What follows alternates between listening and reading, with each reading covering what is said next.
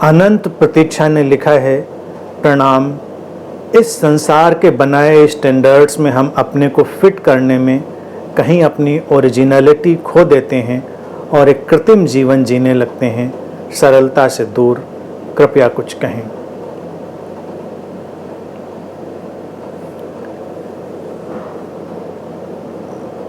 ये तो होता ही है। संसार के अपने मानक हैं, अपने स्टैंडर्ड्स हैं, अपने फॉर्मेट हैं, वो हमारे ऊपर आरोपित होते हैं और हम एक अलग ही प्रोजेक्टेड लाइफ स्टाइल में चलने लगते हैं। ओरिजिनलिटी हमें खोजनी होती है, हमको ढूंढनी होती है। आम तौर से अगर देखा जाए, हर व्यक्ति एक कृत्रिम जीवन जी रहा है। उसको पता ही नहीं कि वो सचमुच में जी भी रहा है या ये कुछ ऐसे ही चल रहा है। कोई बाजार, कोई प्रचार, कोई विचार, कोई बाहर का प्रभाव, कुछ भी तुमको चला रहा है। हमारा जो मौलिक स्वभाव है, हम उस मौलिक स्वभाव में कहाँ जीते हैं, हम उस मौलिक स्वभाव के साथ कहाँ चलते हैं। ज़ेन दर्शन हमेशा एक ही बात की प्रस्तावना करता है कि अपने उस मौलिक स्वभाव को खोजो। फाइंड योर ओरिजिनल फेस, अपने उस मौलिक चेहरे को खोजो। वो मौलिक चेहरा, वो मौलिक स्वभाव, वही तुमको मुक्ति देगा, वही तुम्हारे लिए आवश्यक है। इस बात के लिए हमें काफ़ी सजगता और बुद्धिमत्ता की आवश्यकता होती है। साधना इसी सजगता और इसी बुद्धिमत्ता का नाम है। जब हम अपने ऊपर पड़ रहे बाहरी प्रभावों को पहचान लें, हम इस बात को खोज लें कि हमारे ऊपर क्या क्या प्रभाव हैं और हम अपनी मौलिकता से चलें, अपने आत्मिक गुणों से चलें। आध्यात्मिक व्यक्ति वही है जो न किसी किताब से चलता है, न किसी हिसाब से चलता है, न किसी ख्वाब से चलता है। वो बस अपने अंतरतम से चलता है। वही उसकी चेतना का, उसके स्रोत से उपजा हुआ जीवन का ढंग है। बाहर की चीजें तो आरोपित होती ही रहेंगी, उनमें उलझ कर रह जाएगा व्यक्ति, तो उलझता ही चला जाएगा। बस जागरूकता, एक गहरी इंटेंस अवेयरनेस चाहिए। हमारे ऊपर हमेशा चारों तरफ से एक बम्बार्डमेंट है, हमें कैसे जीना चाहिए। राजनीतिक विचारधारा एक, मजहबों की विचारधाराएं एक, बाजार एक, हर तरफ से कुछ न कुछ। और रहा सहा फिर न्यू एज गुरु आ जाएं, वो अपनी एक जीवन शैली तुम्हारे ऊपर डाल देंगे कि नहीं नहीं यही जरूरी है, ऐसे ही जीना चाहिए। अब तुम भ्रमित हो जाते हो, तुमको क्या करना चाहिए, ओरिजिनलिटी है क्या, सचमुच में कुछ जीने का मौलिक ढंग है या ये ढंग हमेशा कहीं बाहर से हमारे ऊपर आरोपित किया जाता है।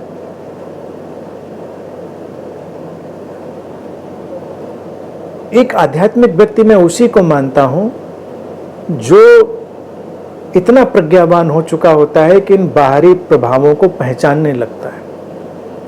और अगर समाज में उस वक्त जरूरत होती है उस व्यवहार की, तो वो उसको वो करता है, उसमें लड़ाई भी नहीं लड़ता, लेकिन वो पहचानता है कि ये बाहर का प्रभाव है और इससे हमें मुक्त होकर किस तरह से आगे चला जाना है। और ये इतना मैजिकल है कि जब तुम इन प्रभावों को पहचानते हो तो तुम्हारा जो मौलिक स्वभाव है, ओरिजिनल नेचर है, ओरिजिनलिटी है, उस स्वभावतः निकलकर बाहर आ जाती है, क्योंकि वो हमेशा विद्यमान है, वो कहीं खोई नहीं होती है, वो समाप्त नहीं हुई होती। वो ओरिजिनलिटी, वो मौलिकता हमेशा विद्यमान होती है। और दोनों शब्द, इंग्लिश का ओरिजिनलिटी और हिंदी का मौलिकता दोनों अपने में खूबसूरत है। ओरिजिनलिटी शब्द बना ओरिजिन से, कि हम अपने ओरिजिन पर लौटते हैं, यानी सोर्स पर, स्रोत पर, ओरिजिन, जहां से हम ओरिजिनेट हुए, वही जीने योग्य है। और मौलिकता, मूल में लौटे, जो हमेशा से था।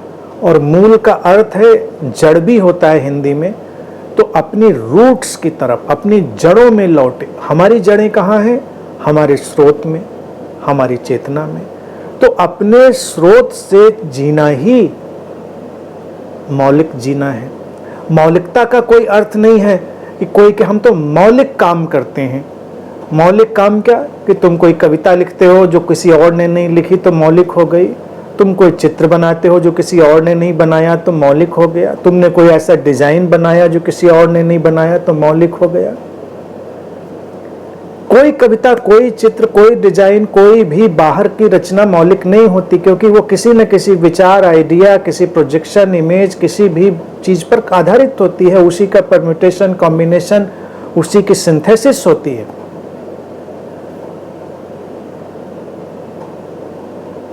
मौलिकता होती है जब तुम अपने केंद्र से, अपने सोर्स से जुड़कर कुछ भी करते हो, चाहे वो बस यूं ही खड़े रह जाना हो, चाहे वो यूं ही बैठना हो, चाहे वो एक गिलास पानी पीना हो, चाहे वो एक प्याला चाय पीना हो, चाहे वो मुस्कुराना हो या ना मुस्कुराना हो, खामोश रहना हो या बोलना हो, कुछ भी जो तुम्हारे सोर्स से जुड़कर आया है, मूल से जुड़कर, वो मौलिक है। समाज को तुम्हारी मौलिकता से कोई लेना देना नहीं है। धर्मों को तुम्हारी मौलिकता से कोई लेना देना नहीं है। नेताओं, गुरुओं और जो भी तुमको चलाने में रुचि रखने वाले लोग हैं, उनको तुम्हारी मौलिकता से कोई लेना देना नहीं है। क्योंकि तुम मौलिक होगे तो उनका बाजार नहीं चलेगा। फिर बाजार तुम्हारी शर्तों पर चलेगा, लेकिन बाजार चाहता है कि तुम बाजार की शर्तों पर चलो। तुम बाजार की शर्तों पर चलो, ये सारी कोशिश है। अब ये तो चुनाव तुम्हारा है, ये एक धर्म युद्ध है जिसको भगवान कृष्ण कहते हैं धर्म युद्ध।